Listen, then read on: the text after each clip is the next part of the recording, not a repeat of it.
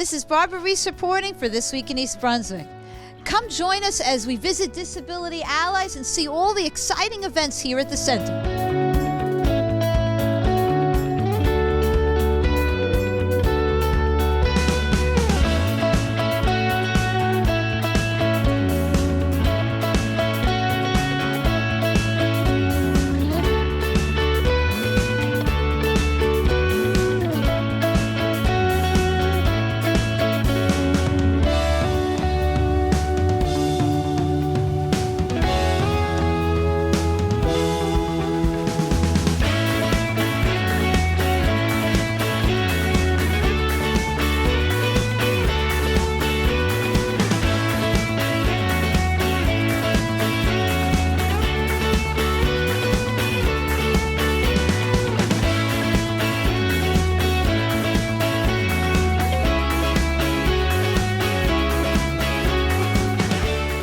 Well, thank you for hosting us here today at the Disability Allies Inclusion Center. Tell us, for those who are not familiar with what you do here, what happens here at the center? What we do is we provide services upon transitioning from high school or receiving a diploma at 21.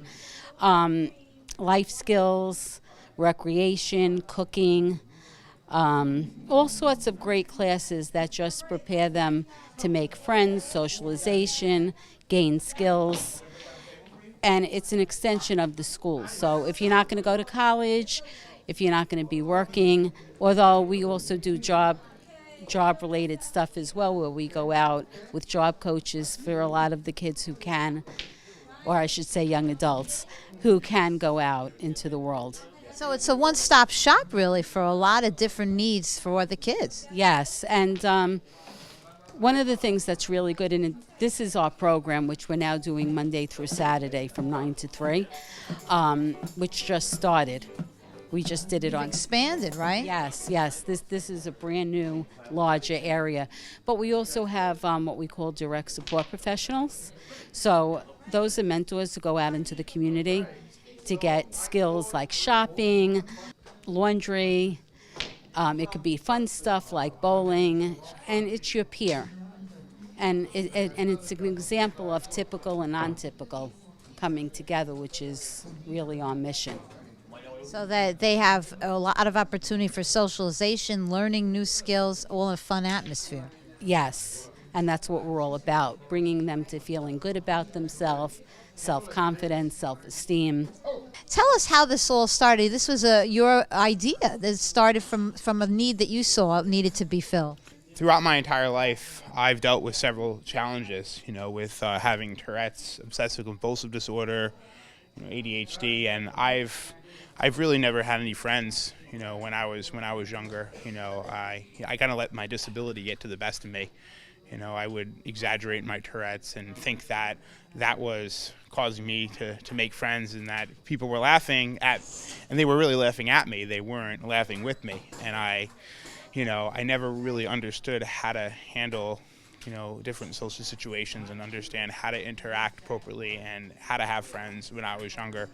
And, I went to an internship program called the American Association for People with Disabilities. And I went there, and first time in my life, I moved away from home and lived there for a month. And I lived with different people with autism, Asperger's, people who were blind, people who didn't have the use of their arms and their legs. And, I finally, for the first time in my life, I made some amazing connections, people that understood me, they understood who I really was. And just developed a really strong relationship with them. And what that did was that caused me to say, you know what, if I can make friends, if I can build relationships with people, why can't other people do so? And I realized that there is really no mechanism out there for people that, are, graduating from high school, moving into the real world, for them to learn how to socialize with one another, how to interact, how to make friends. And that's really the purpose of this program, is a facility, a center for people to build relationships with each other, do things that they love, do things that they enjoy, and develop true friendships, real friendships. that's what this is all about. That's an impressive operation here. You have cooking, you have computers. What are some of the activities that they can participate in? What we do is this is really a school for the individuals with special needs. We have a lot of variety of different programs. We have a theater program, we have fine arts, we have a creative writing, we have music, we have theater, which is a wonderful program. They put on plays, they do skits, and it's all about the social interaction with one another, and all of the things that we do, all the activities that we do. Everybody works together in a group setting, and we teach them how to work together in a team and how to interact with one another.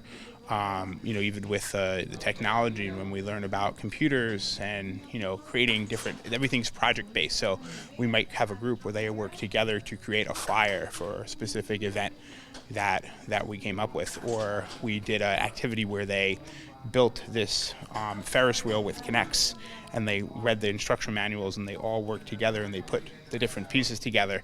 Another thing we did, which was fun, is we had an activity where we used toothpicks and jelly beans, and they all worked together to build structures, and they learned about aerodynamics, and but it was all in a team. They all consolidated together and worked together. We did, even with our music is wonderful, where they all sing together, and each person plays a different instrument. We have one individual who is blind and autistic, and he plays the most beautiful piano. And he played the piano. We had other people clapping. We had somebody dancing. Quite inspirational. It was a lot of fun. It's a great. And collaboration seems to be the theme.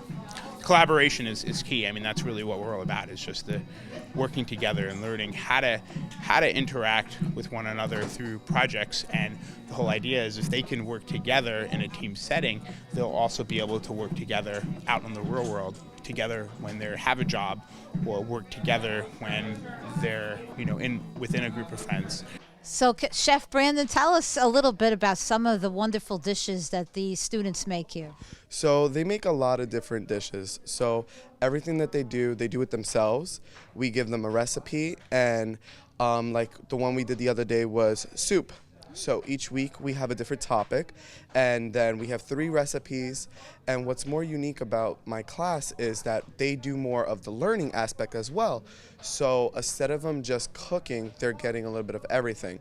So like for soup, as you can see, like I did a pot of soup. So they drew a pot of soup, and they got to add what ingredients they want inside the soup, and then they will write out what is inside of it and how to make it, and then they put their own ingredient list, and they do their own directions and stuff like that.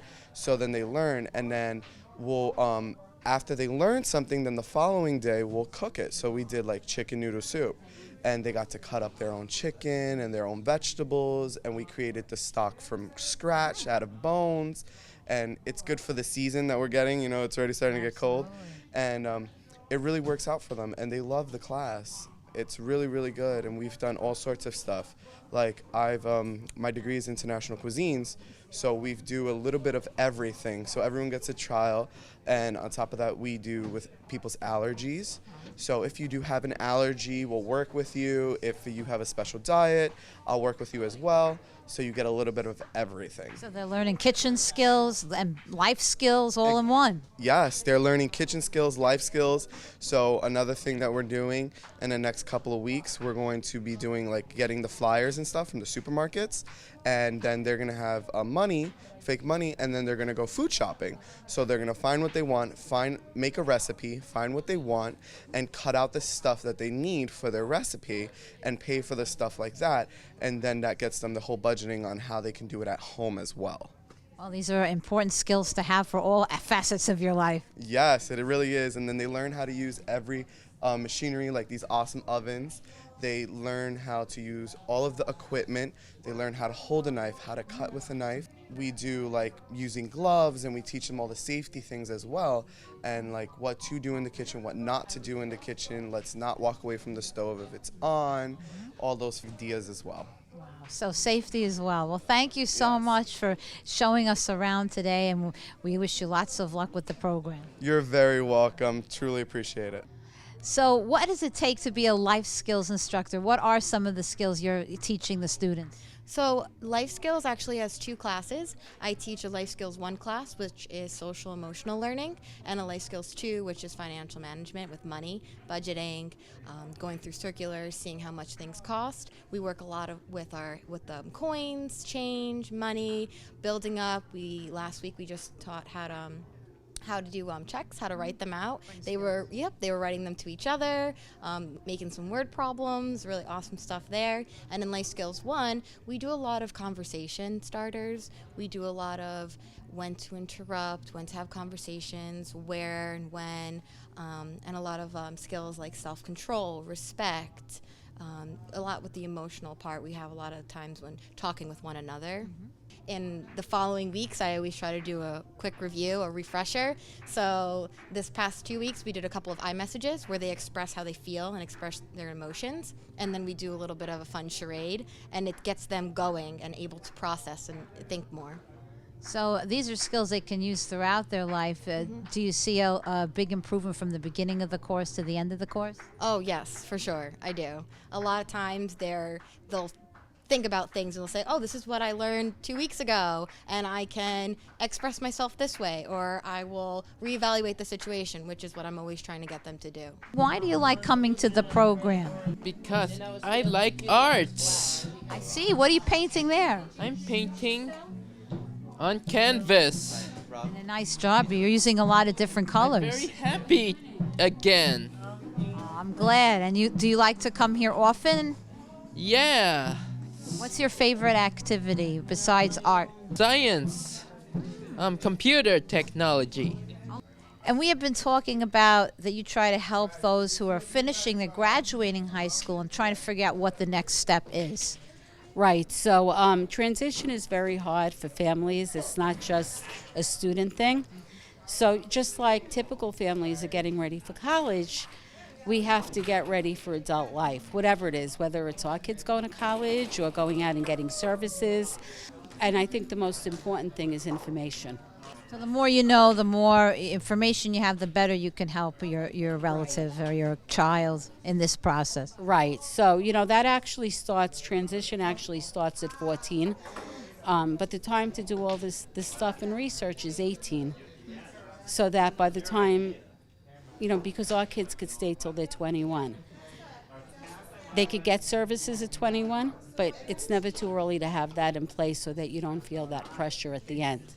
So we want to collaborate with school systems, families, and just give them lots and lots of information, which is what I'm all about. And it's all about families and helping families because it's very emotional. When you're in school, you don't realize you're in a little community and your kids are so taken care of that you don't even know how to appreciate it at the time. So we want to help schools and we want to help families make that transition a little bit easier. Speaking about support, we're starting a parent support group, or I should say a family support group.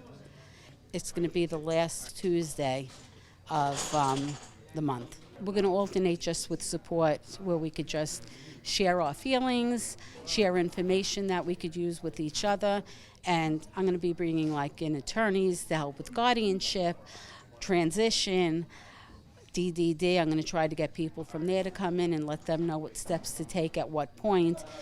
Just loaded with information, which is what we're all about. This is so impressive. Thank you for all the time and effort that you've put into making to this wonderful place. It's just a family feeling here. Absolutely. Thank you so much for coming in. And we still have a lot of openings for our day program. We're about halfway filled.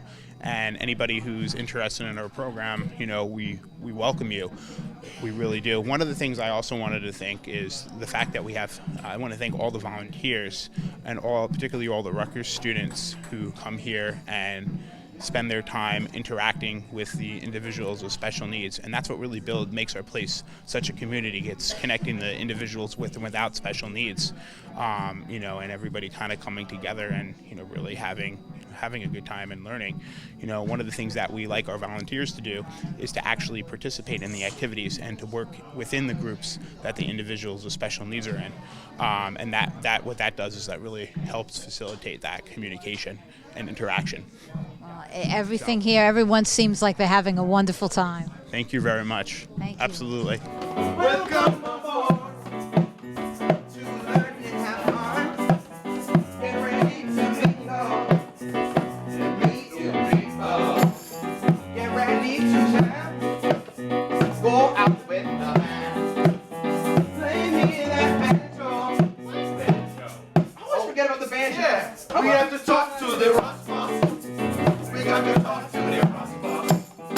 We got to talk to the Ross boss so we can buy it against us. Why? So we can mingle and jingle at Disability Allies. So we can mingle and jingle at Disability Allies. So we can mingle and jingle at Disability Allies. So we can mingle and jingle at Disability Allies. This is Barbara Reiss reporting for This Week in East Brunswick. Thank you for joining us here at Disability Allies. We're so happy that you could come see their updated center. And if you want to find out more information, please check out their website. And we look forward to seeing you here soon.